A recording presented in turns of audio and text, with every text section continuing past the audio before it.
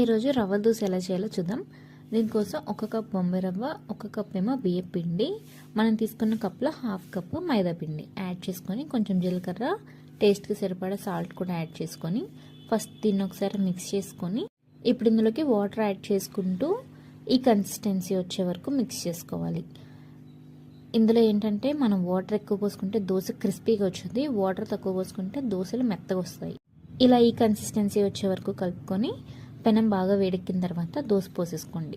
ఇలా వేసుకున్న తర్వాత దీనిపైకి ఉల్లిపాయలు, పచ్చిమిర్చి, వేయించిన వేరుశెనగ పప్పులు, మీ దగ్గర ఉంటే తురిమిన క్యారెట్ కూడా వేసుకోండి.